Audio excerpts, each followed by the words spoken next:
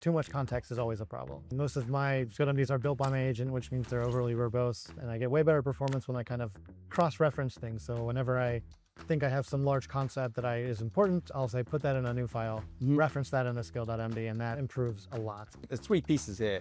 You've got the tooling, agents, and then you've got the LLM under the covers. And I think people probably think too much about the model sometimes. I'd always argue with people about models, and I'd be like, this model's better, and I would argue with people about that, but why? The Reddit flames, the flame wars of Right. Reddit of this model's better, no, it's not better for me. Even the trust me bro benchmark. Yeah. I don't trust them. I like that, trust me, bro. Tell us a little bit about what CodeGuard is. CodeGuard is really, you can think of it as security skills for your AI coding agent, right? We use all kinds of tools in Cisco. It's how do we ship that into WinSay or into Cursor or into Cloud Code with low friction, right? That's kind of the idea behind CodeGuard. That's what we're trying to build. The LLM or the agent will run those scenarios in two manners. One with the skill, one without the skill, just the baseline we call it. CodeGuard did really well. You can actually see, I think it was 1.79 times improvement on the baseline. Were you shocked, surprised at that kind of number? I definitely was. I was skeptic on, do I really need this? Well, we want to give our agents all these tools. Are they secure, right? Are they exfiltrating data? Stuff can be really hard to observe when you have an agent that's just going crazy, right? You've evolved beyond just traditional software. What advice would you give to our listeners who, if they wanted to create a skill from scratch today, how would you go about it if you were doing that from scratch today? It's really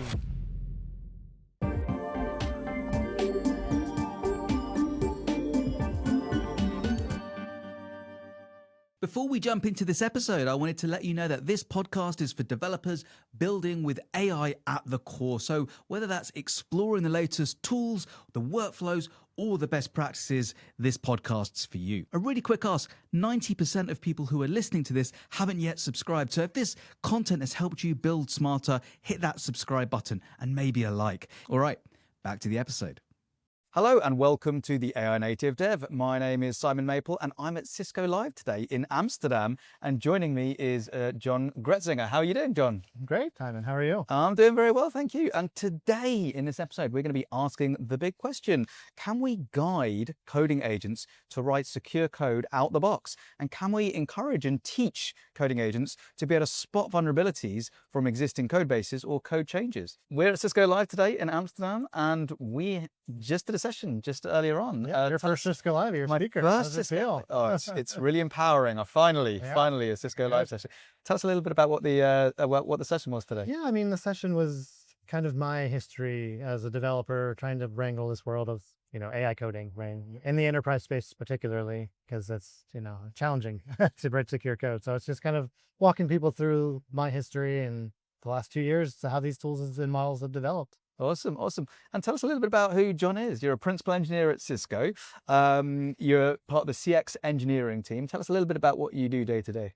Yeah, my day-to-day is a lot of AI focus, of course, but it's, kind of a newer team, like 2 years old, trying to figure out how we bring more value to our customers with AI, right? And it's building agents for our customers, building platforms for our customers, just really trying to enable the Cisco technology because there's a lot of it. Technology is complicated. Can AI help us and help them? That's kind of what we're trying to do. Awesome. So we mentioned CodeGuard at the session today, and I think there's a couple more sessions tomorrow and the day after with Omar Santos. Yeah. And of course, Omar, obviously one of the proud owners of CodeGuard. Tell us a little bit about what CodeGuard is really there for and the journey it's been on. Yeah. So, I mean, CodeGuard is really, you can think of it as security skills for your AI coding agent, right? So, we really want our developers in Cisco across all of our orgs to use AI coding because it accelerates software development, right? We want to make more software, but doing that securely and to our standards is very important, right? And so our security and trust org is trying to wrangle all that and figure out how do we enable our developers without shooting ourselves in the foot. And so CodeGuard was kind of the first kind of attempt at that. Internally, it's just kind of a list of skills on what is secure development, what are the kind of things we need to look for while we're writing code. And then the real problem was how do we ship that to all our developers, right? We use all kinds of tools in Cisco. It's a company of that position, so we don't all use the same tool. Love to, but it's just not the reality, right? So, how do we ship that into WinSay or into Cursor or into Cloud Code with low friction, right? No, we don't need to add more friction for the engineers. So how do we just make that easy? That's kind of the idea behind CodeGuard. That's what we're trying to build. Awesome. And I think it's such an important problem because people who use agents, they're stung by a number of things, and one of them, of course, is secure code. Yeah. And the biggest problem, of course, is agents have learned, LLMs, they've learned on all of our bad habits, That's our right. worst practices, and they average them out, and we tend to get that back. So it's really, really important to provide that guidance, that sharing that knowledge around that. Let's talk a little bit about, we mentioned so many, developers at Cisco, obviously a huge organization, huge enterprise.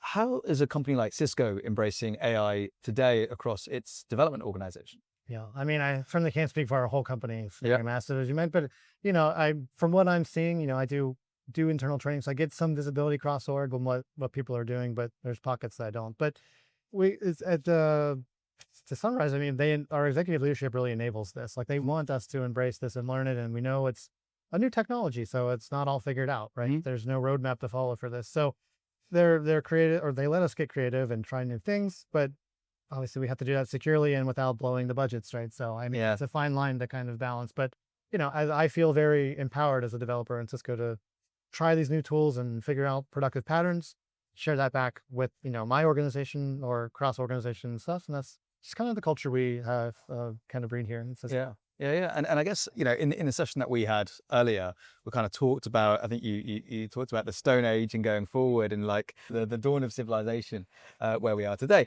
And it's really like, this progression of learning. What would you say are the kind of the things which almost like unlocked in your development environment a new way of working? Was it tools? Was it practices? Was it, methodologies? What would you say are the things? Well, yeah, definitely a combination, but I think the tooling was key because early on, when it was just a chat window, right, and Hmm. there was only a few models, and people weren't really using them for code quite yet. Like I was very much heavily into vibe coding back then and copying and pasting between, but it was so clunky, and I was like, there's got to be a better way to share this. Like I want this engineer to try this, and that stuff took a long time to figure out. And I think really with the agentic IDEs is really when I started to see that, oh, this is what I want. It's like, this is magic.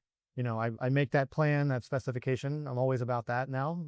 Cursors, windsurf, that Yeah, types of, yeah. yeah, of course, just specification driven. Even your guys' Yeah. tile is, Yeah. now it doesn't matter what, Yeah. what ID I use, that tile helps a lot. Yeah. But yeah, that's just, the tooling was, I think, probably the biggest breakthrough. The models, obviously, Hmm. but that's kind of a given. Right? We knew the models would kind of get better at this stuff, but I think the tooling much better. Like if we take the tooling we have today and we used it, 2 years ago, it would probably still be really good, right? Even with the older models. Yeah. So like for me, that was the difficult part to navigate. It's like, how do I do this effectively? Felt like I was getting burned a lot at the Yeah. fire. Yeah. I was like, oh, shiny new tool. Right. Yeah, it's an interesting discussion actually, because of course there's three pieces here. You've got the tooling, you've got the agents, and then you've got the LLM under the covers. And of course, yes, there is a level of LLMs within the agents as well. But it's interesting how sometimes we just think of it as one experience, which I suppose it is. It's that one workflow. But really, there are a number of aspects here that all contribute to a successful development Yeah. workflow. And I think people probably think too much about the model sometimes. And I think you're right. If, with a good user experience for a developer with the IDE or with the terminal even, and a good agent that actually walks you through, that does the planning, that does, all these different types of things, those kind of things, I don't know about you, but for me, are almost more important than the model in some cases, Oh, because you're it definitely right. allows you to perform that workflow. Otherwise, it's more of a bot if there's no workflow. It's, Yeah, yeah. it felt that way to me as well. Yeah. Like I'd always argue with people about models, and I'd be like, this model's better, and I would argue with people about that. But why? Oh, Show me why. the Reddit flames, the flame wars on Right, Reddit of this model's better. Right. No, it's not better for me, and blah blah blah. Even the trust me, bro benchmark. Yeah. No, I don't trust them. I like that. Trust me, bro. That's the only type of benchmark I'm listening to now. Trust me, bro. Okay, so let's go into a little bit more about CodeGuard now. And we'll talk about, I guess, how that evolved. When you started, it was, I guess, you had a ton of best practices, a ton of instructions or guidance. How did you go about, turning that into what it is today? Yeah, so I mean, the security and trust org, that's the CodeGuard kind of evolved internally, and I think they took a lot of like OWASP best practices and this industry standard stuff that we already apply in Mhm. Cisco internally, but just kind of reducing the context. Because if you've ever tried to go look at OWASP rules, it's very encompassing, right? And it's not something you can even feed to an agent that would make sense of that to make sense to your code. Mhm. So it's just simplifying it, right? Even for humans, for agents, we need the same simplification. So, and then packaging it, right? So they wanted it to work everywhere. it's just text, right? I mean, at the end of the day, this is context we're shipping. They, internally we work on different methods to do that. And I think just a repository of code is a simple way that everyone can understand, but then there's philosophical debates on, do I commit this to my repo? But then what if it changes, right? That wrangling that world is still, not solved. It's interesting what you say there about the fact that these are similar.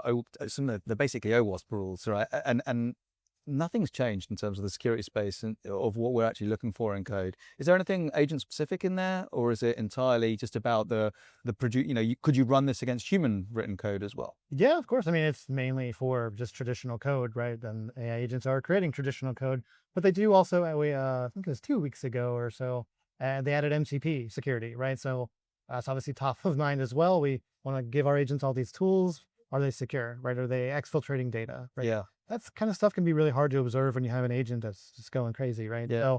So there's also MCP security built in as well. And I believe skill security is coming as well into that. So it's evolved beyond just traditional software at this point. And for the distribution of this now, you obviously want all of your users to consume the rules, the guidance. And the way that you did that was you built it into skills, which you made custom for each of the different agents. So there's a .cursor rules, there's a Claude skills and things like that. What were the kind of problems, I guess, that caused when you were trying to satisfy so many different agents and their different structures?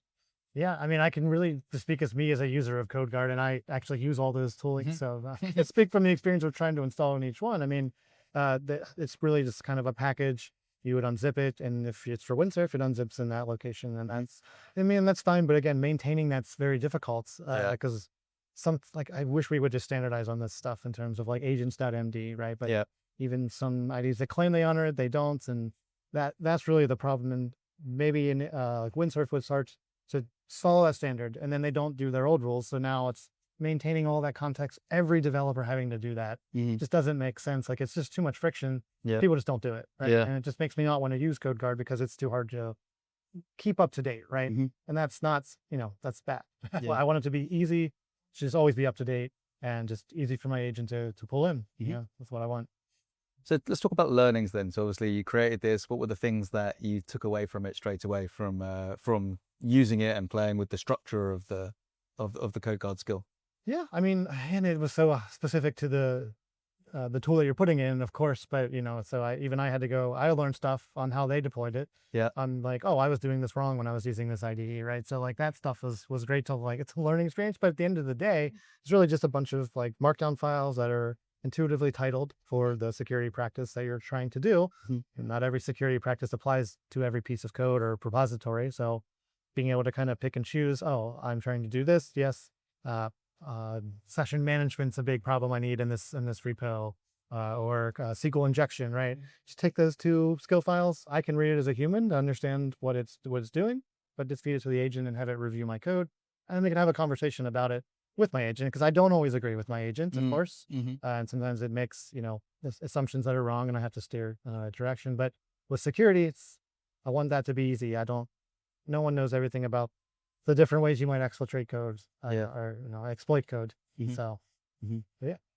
And what about like the repositories that people who were trying to pull CodeGuard into their agents, how did it affect other people's repositories? Yeah, I mean, there's a lot of opinions there, and that's kind of the problem. There's, some people say this should be committed, right, to your repository, so it's always there. But if you have a team of developers that use all different tools, you're just bloating your repository with all these dot files for each IDE. Even I myself wrote a script, Claude wrote a script that is like an agent's linker. So I would write just one agent's MD, and then I would run the script, and it would create all those directories and symlink it up back to my single source of truth, right? But it still bloats my repository with a mess, right? And so I don't agree with the philosophy that stuff like CodeGuard should be committed to your repo, because every time it updates, you have to merge it in. It really complicates PR processes too. It's like just noise that your team shouldn't have to deal with because it's not part of the central code base. Yeah. I feel like a repository should really reflect what the repository is about and not external stuff. Just like NPM packages, I don't have the whole NPM package committed, right? That would be crazy, right? So same concept. I really think it should be treated that way as you guys do. I think of it at Tessl. Yeah, absolutely. And now when we think about the skill being used by the agent, identifying issues in existing code, or trying to find issues, or trying to write secure code with the guidelines as the best practices.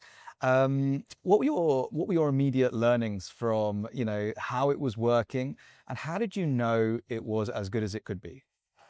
Well, I mean, I didn't. I think it was a lot of why did you use the skill this time? Why didn't you use it this other time when I wanted it? And Hmm. sometimes I'd have to go out of my way to be like, but did you even use these skills and CodeGuard for this? And they'd be like, oh no, I didn't do that. Let me go do that. And then it would change the code. It's like, oh, he's wasted my time. Yeah. Right. So there's definitely a lot of that with any skill development, not even just with CodeGuard. I go through that a lot. Yep. But yeah. Typical activation of Yeah, skills and with any exactly. agent. Yeah. It's not always easy. Like, I mean, of course, you can try to set up like hooks and stuff in Claude code and make it hook off that kind of stuff, but even that's not perfect, and it can be it can actually be worse as well. Yeah. So, Do you have any tips or best practices about how you can increase the activation? Is it something that's in the skill as a producer of the skill that it's good to do, or is it something more as a user you want to guide, you want to tell the agent, I need you to do these things in this order? What's the yeah, I mean, I use when I build the skill, the things that are top of mind for me from what I've just personally learned is keep the skill lean. I think it's a best practice anyway from yeah. topic, but that's something I've learned. Like, you can't bloat your skill.md. It's just going to become useless. So I think referencing things in the skill.md is really the way to go. Hmm. And when the model doesn't pick up on key things, like when I'm having a conversation, actually, I just ask it. I just say, why didn't you pick up this hint in the skill.md about the security review, right? Hmm. And then it'll explain to me, and I'll just ask it, can you go update your agents.md or the skill.md in a way that next time you go to use this, you'll actually pick it up when you do it. So I tell the model to fix itself because It's like it's self-healing kind of flow. Yeah. who better to ask than the model itself? So Yeah. that's my strategy, and it works quite well. And also it's less thinking for me. So it's Yeah. just like, why'd you do this? Oh, okay. Well, don't do it that way and change it for yourself. Yeah. Yeah. But yeah, Uh, it's a lazy approach, but it works surprisingly well. And how much can you mentioned about putting things into the agents MD and things like that with context like this? Obviously, there's a huge amount of context, and it's quite easy to blow the context window pretty quickly. Did you did you play much with the context window of how much you should put in, how much is mandatory for it to read versus just allowing it to be reference, and you can play with this whenever you feel as an agent you need more information on this? Was there a balance there? I don't know what the balance is. I'm still trying to find it out myself. We're all learning, I've right? certainly tried, but I don't know that I have anything other than anecdotal, Yeah. memories. And I don't have a lot of time to spend engineering context management for my age, as much as I want to. I got to write actual code, right? I Yeah. got to ship software, not play with AI coding and, babysit it, right? Yeah. Actually. So it's really a trial by error learning thing. I don't have time to really engineer Hmm. it, which is unfortunate because I think that's really what's needed to get the optimal performance out of these is really engineering the context and how it's picked up, how different models key into that, how the different tooling actually is plugged in. It's a very complex, matrixy from that, and I just don't have the time to really dig into that as much as I would like. Yeah, yeah. So, what were your learnings then once you had the CodeGuard skill? What were the lessons that you kind of like went through in terms of getting that skill as good as it can be? Yeah, I mean, learning just the basics of model activation and that stuff. I mean, not even just CodeGuard, but I've written a lot of other skills myself, which are, I spend a lot of time trying to understand like what works well and what doesn't. Too much context is always a problem. Yeah. You don't want to bloat that skill.md with just unnecessary information. I mean, most of my skill.mds are built by my agent, which means they're overly verbose. So I found that problem very early. I think it makes way more sense, and I get way better performance when I kind of cross-reference things. So whenever I think I have some large concept that is important, I'll say, put that in a new file, Mhm. reference that in the skill.md, and that improves a lot, right? Mhm. But it doesn't always pick up from the skill.md to reference that when I should. So it's still learning how the best way to kind of do that, and each model is very different from that perspective. So it's not been easy. And and in terms of how you know the context is right, before you ran evals, was it anecdotal? Was it gut feel that this is correct? It is largely vibe feel. Yeah. Vibe Like, feel. Oh, vibe the- feeling. Yeah. yeah. Did I get a good vibe that this worked well? Did it Yeah. do the task that I wanted to do efficiently, right? Or did it stumble around forever and, I had 10 minutes thinking or whatever, right? Yeah. So no, it's very anecdotal. Like I still am trying to figure out the best way to really evaluate these more like software is evaluated, right? And Mm. it's not easy to do. Mm. So yeah, I don't have a good data backed way to So what did you, was there anything you tried? Did you try using LLMs to judge it, or anything before the Tessl evals? So I'd say I've shared it with other engineers. Yeah. So, only when it was like, oh, I did it 2 times myself and I got a good result out of it, then maybe I would share it with someone else and Yeah. get their anecdotal feedback, but it's anecdotal. Anecdotal at scale. Yeah, yeah. Yeah. And then of course they're like, oh, I use a different tool and a different model, right? And then they get way different experience. And then I don't have time to go. Which could actually be nothing to do with the skill. It could actually be the agent, the model, and Right. a number of other things. Yeah. Right. So we ran with Tessl evals. We ran with the review eval and then with the task eval. Tell us a little bit about the journey you went on with the review evals first. Yeah, it was actually, it was fun. It was a good experience, honestly. I didn't expect. You just ran Tessl skill review, right? And then instantly within just like a couple seconds, I don't think it was very long.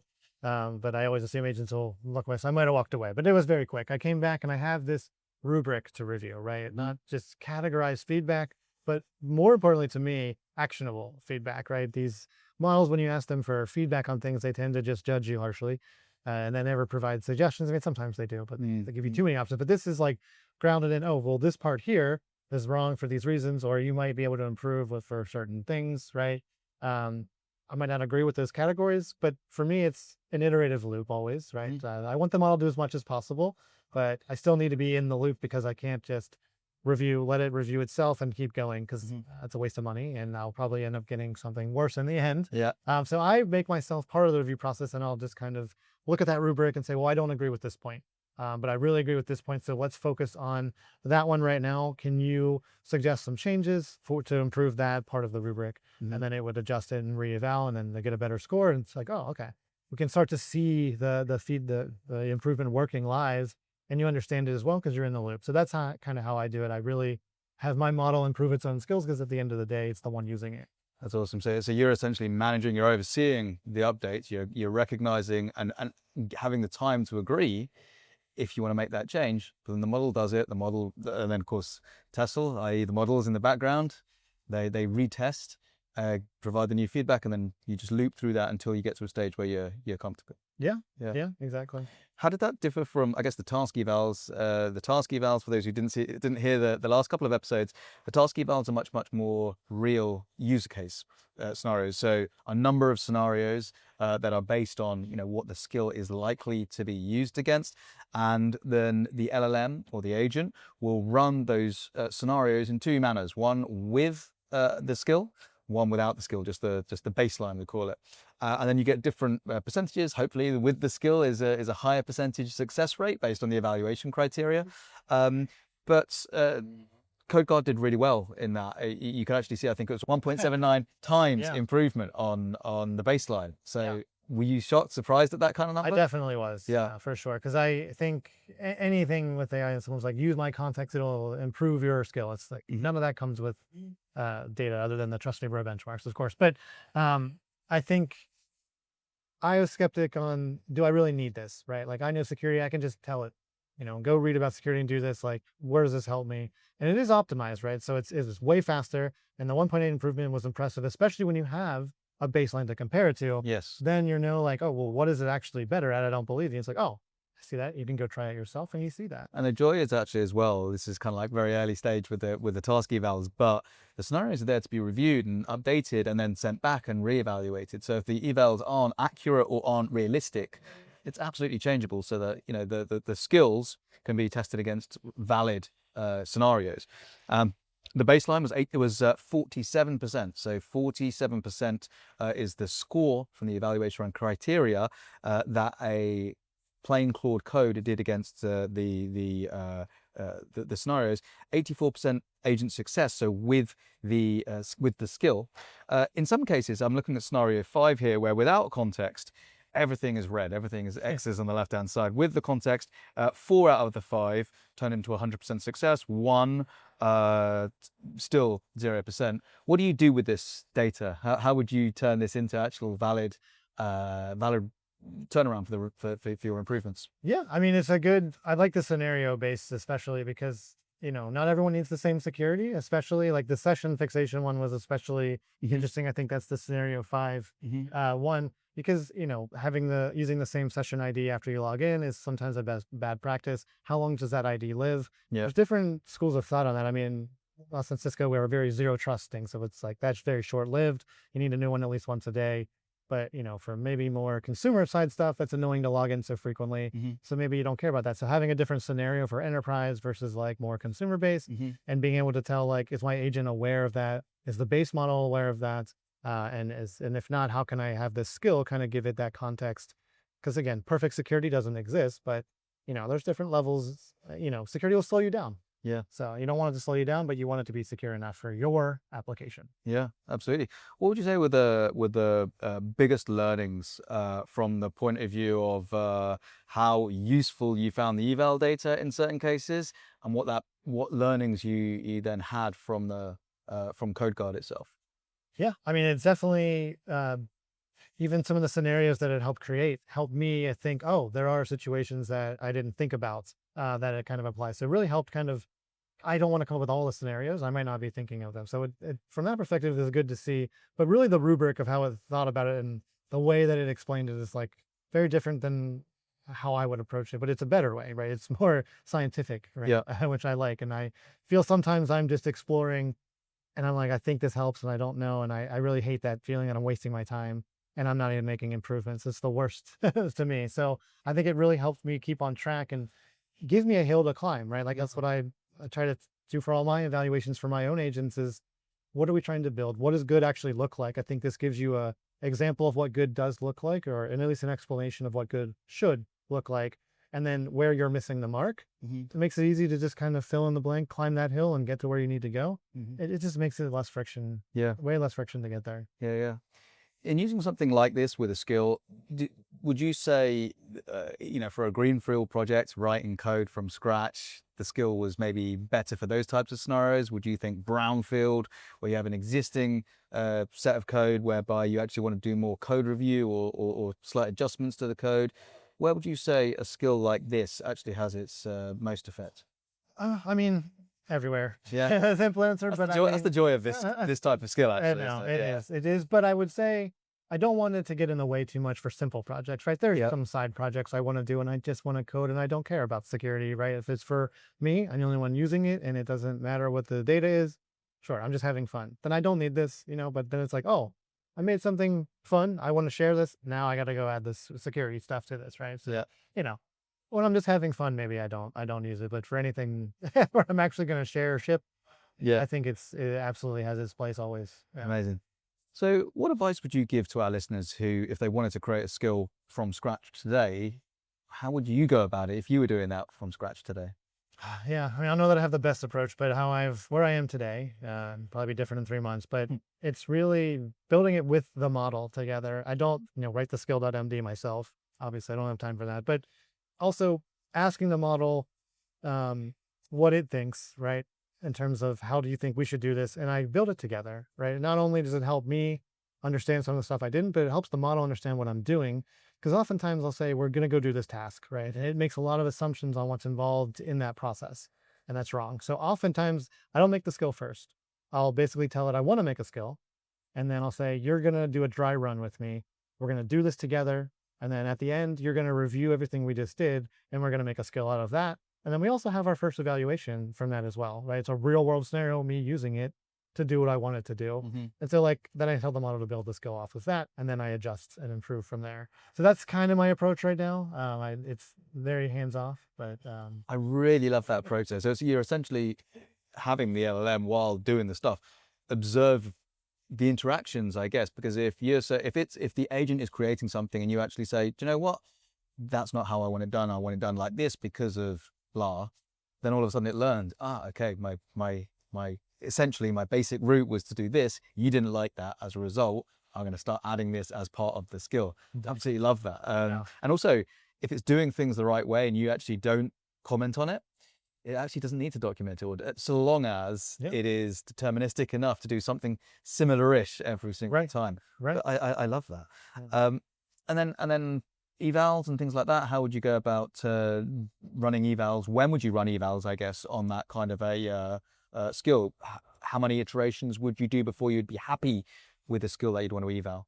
Definitely still figuring that one out. But I mean, I'm a big proponent of eval, so I say eval always. Okay. But obviously, don't have budget to eval on every line change. Mhm. So it kind of depends, right? But I think major refactors of the workflow where I'm changing something in one scenario that could impact another, and I'm not sure, I run it. But again, it's really use case specific. I don't have a really general Mhm. guidance of when I do that, but I'd say it's kind of like if you're doing semantic versioning, right? It'd be like the middle version release, right? Yeah. You want to do it at the third Yeah. cat release, but again, it's cost and performance balance.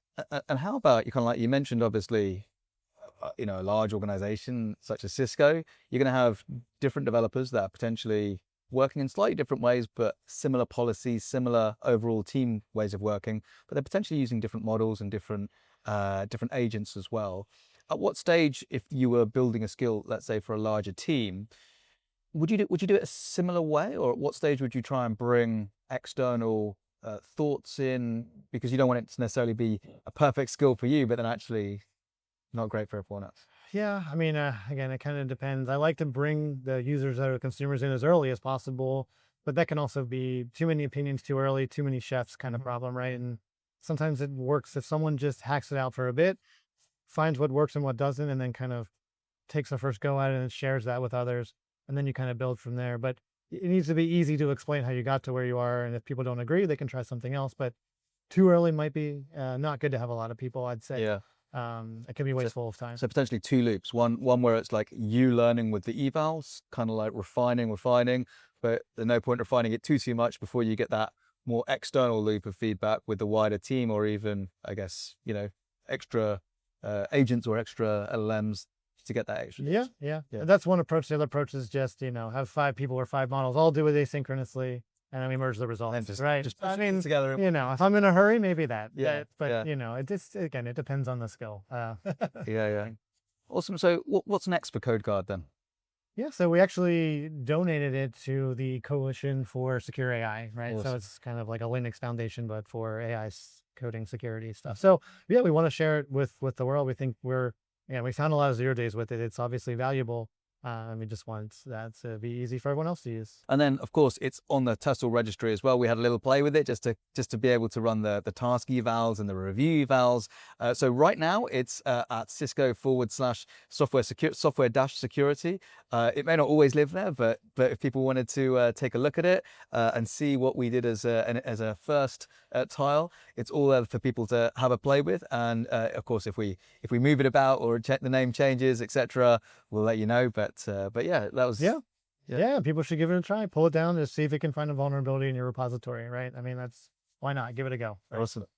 John, it's been an absolute pleasure, and let's go and continue enjoying Cisco Live. But thank you very much for the session that, I say we gave, but you gave like 90% of it, but that we gave. Said you kicked the ball into the goal. I tapped it in. I was headering it in on the line. Right, thank you very much for the session. Real pleasure to be here with you, and thanks for the session. Yeah, thanks for having me. Thanks everyone for listening, and tune in next time.